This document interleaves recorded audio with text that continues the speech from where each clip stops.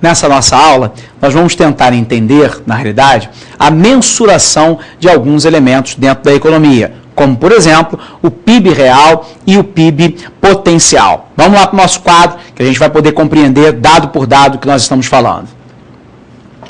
Então, nós estamos começando a uma análise muito interessante sobre as variáveis econômicas e, obviamente, a sua mensuração, ou seja, a sua medida. O primeiro, na realidade, e extremamente importante sob o ponto de vista macroeconômico, é aquilo que nós chamamos de produto interno bruto. E aí nós podemos ter um PIB que nós chamamos de real ou efetivo, que é o valor da atividade produzida efetivamente realizada num espaço geográfico contabilizada num período. Atenção para aquilo que nós estamos falando aqui, porque isso obviamente é fundamental. Nós estamos falando, né, que o produto interno bruto é o valor da atividade produtiva efetivamente realizada num espaço geográfico contabilizado durante um determinado período de tempo. Portanto, se nós pegássemos, por exemplo, o PIB do ano de 2007 em Portugal, ele será a quantificação do valor de mercado de todos os bens e serviços finais. Portanto, nós não estaremos considerando os bens intermediários, pão, cerveja, automóveis, espetáculos, viagens, produzidos durante o ano de 2007. Mas eu posso pensar também, né, que na realidade nós estamos falando de um local geográfico dado, no nosso caso aqui, Portugal, de atividades produtivas efetivamente realizadas durante um determinado período, o que significa dizer que eu não posso fazer a contabilização de determinados bens e serviços que foram produzidos em períodos anteriores. Isso é extremamente importante, porque senão nós estaremos contabilizando duplamente, né, a atividade produtiva. Nós vamos voltar a esse assunto quando nós começarmos a tentar entender as contas nacionais. Quero te lembrar que o PIB real ou efetivo é diferente do PIB potencial.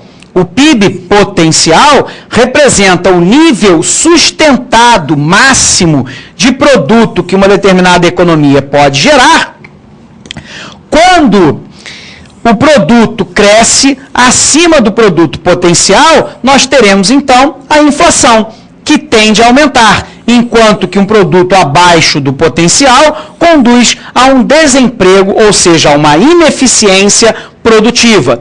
Portanto, nós estamos dizendo que o PIB potencial é aquele que representa um nível sustentável máximo de produto que uma economia pode gerar, o que obviamente não significa um PIB real. O PIB real é o valor da atividade produtiva efetivamente realizada. O PIB potencial representa o nível sustentado, ou seja, em que haja o pleno emprego dos fatores de produção, né, para a produção de bens e serviços que uma economia pode gerar. Quando nós temos, na realidade, um PIB potencial que cresce acima, né, da capacidade, nós temos, então, a volta da inflação. Enquanto que um produto abaixo do potencial conduz, por exemplo, a um desemprego extremamente elevado na economia. Bom, PIB real, portanto, potencial ou PIB natural ou de equilíbrio no longo prazo é igual ao valor da atividade produtiva. Potencial que poderia se realizar num dado espaço geográfico, dada a utilização potencial e plena de todos os recursos produtivos disponíveis e as limitações impostas pelo enquadramento legal e institucional da economia na ausência de ciclos. Por que nós estamos falando de limitações impostas pelo enquadramento legal? Porque nós poderíamos estar falando, por exemplo, da ideia, né, de uma taxação excessiva sobre as exportações, ou poderíamos falar ainda do preço mínimo dentro da economia. O valor da atividade produtiva realizada sob condições normais e médias seria o nosso PIB potencial, e é um conceito teórico e empírico, é identificado como uma tendência extraída do PIB real efetivo. Portanto, né, na realidade, nós sabemos que o PIB potencial, né, na realidade, vai ser extraído do PIB efetivo, ou seja, a partir da análise do PIB efetivo. Os objetivos, então, da autoridade da política macroeconômica a longo prazo seria o crescimento econômico. Lembrando que mesmo com forte estabilidade conjuntural, né, a igualdade ou a proximidade entre o PIB efetivo e o PIB potencial não garante um rápido e sustentável crescimento econômico. O que significa dizer que, na realidade, a sustentabilidade do crescimento econômico diz respeito a outras variáveis, como, por exemplo, a taxa de juros, ou ainda poderíamos considerar a questão da taxa de emprego, poderíamos considerar, de alguma forma, né, a política monetária, que seja expansionista ou não, e por aí vai. Para uma sociedade atingir, portanto, os melhores níveis de vida, ou seja, o output por indivíduo, deve crescer. Essa é a preocupação de longo prazo dos macroeconomistas. Ou seja, o objetivo não é só crescer o PIB sob o ponto de vista nominal ou potencial. Na realidade, nós estamos falando que extremamente importante dentro da economia é fazer crescer o PIB per capita. Embora nós saibamos que o PIB per capita apresente uma forte distorção entre determinados grupos, né, que são numerosos e que ganham pouco dentro da economia, e grupos extremamente numerosos, pouco numerosos, que ganham muito dentro da economia, é importante lembrar que a atividade da política macroeconômica tem como objetivo fundamental não somente aumentar o bolo. Lembra daquela teoria do bolo lá, estabelecida, né, e acreditada para o ex-ministro Delfim Neto. Mas, na realidade, nós temos que ter um crescimento do bolo com uma distribuição mais equitativa da renda. Portanto, uma preocupação fundamental dos macroeconomistas será, então, com a ideia do PIB per capita, que, na realidade, você se recorda, é o PIB dividido pela população absoluta, ou seja, a quantidade efetiva de habitantes de um dado local qualquer. No nosso caso aqui, o Brasil. Portanto, tão importante quanto é o crescimento do produto nacional, é esse produto interno bruto dividido pela população. Porque isso me dá uma mensuração mais ou menos próxima daquilo como está se dando a distribuição de riqueza pela economia. Perfeito? Por todos os agentes econômicos, que inclui, obviamente, as famílias. Perfeito? Vamos lá, então. A questão fundamental, portanto, né, dentro da macroeconomia, né, vamos corrigir aqui, não poderia ser outro senão o quê? Na realidade, nós teremos a preocupação de conseguir um crescimento do produto per capita, portanto, um crescimento, na realidade, com distribuição de riqueza.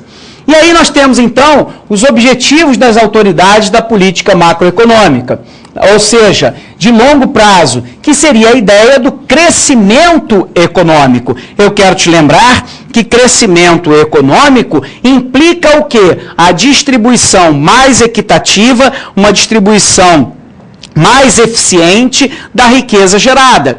Portanto, o aumento tendencial do PIB per capita está associado às chamadas fontes de crescimento econômico. Existe um amplo, mas não unânime, consenso entre os macroeconomistas sobre essas causas. Por exemplo, nós podemos ter pelo próprio aumento da população, pela acumulação de fatores de produção acumuláveis, por exemplo, que aumentam a produtividade global da economia, como, por exemplo, o estoque de capital físico e de capital humano, o progresso tecnológico e o conhecimento. Se nós tivermos, então, na realidade, um aumento desses fatores, nós podemos, então, ter, de alguma forma, uma acumulação cada vez maior, né, de fatores disponíveis para a atividade econômica, que pode, de alguma forma, representar, dada aí uma política de distribuição de renda, uma distribuição mais equitativa da renda nacional. Se nós pudéssemos jogar isso dentro de um exemplo, para ficar bastante claro para você, nós poderíamos dizer o seguinte, que se nós pegarmos a estabilização macroeconômica ocorrida no Brasil a partir do final do governo Itamar Franco, lá em 1993, início do governo Fernando Henrique Cardoso em 1994, você se recorda que nós temos 3 grandes pilares elaborados dentro da economia. O primeiro grande pilar é, na realidade, um câmbio que mais tarde será um câmbio flutuante. Portanto, na realidade, o governo não tem que defender uma paridade fixa da moeda local em relação à moeda de referência de valor em todo o mundo, que é o dólar. Por um outro lado, nós temos uma política de geração de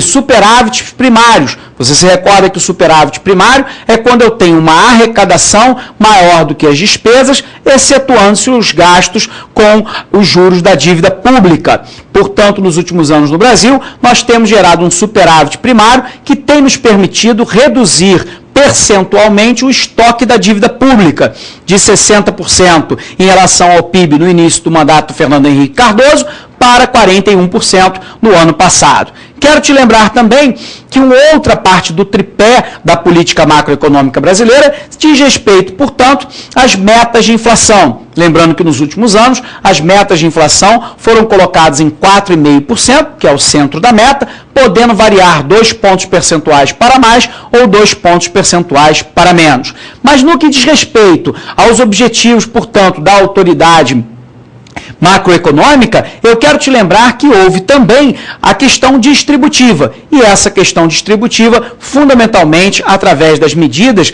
de redistribuição da riqueza nacional com políticas compensatórias. Dentro dessas políticas compensatórias, nós podemos citar várias que foram adotadas pelos governos nos últimos anos. Poderíamos falar, por exemplo, do Bolsa Família, que é um dos mais importantes, ou até dos mais recentes, como Minha Casa Minha Vida, que prevê uma taxa de juros subsidiada pelo Estado de 0% para as famílias que tenham renda, até 3 salários mínimos, na aquisição de imóveis de até R$70 mil, você pode ter um subsídio de até 23 mil. Portanto, na realidade, há uma preocupação fundamental com a questão distributiva dentro da economia. Por um lado, o controle efetivo da inflação, o crescimento econômico e, por um outro lado, a questão fundamental do desenvolvimento econômico, ou seja, o crescimento do produto nacional e, ao mesmo tempo, da distribuição dessa riqueza sendo gerada para todos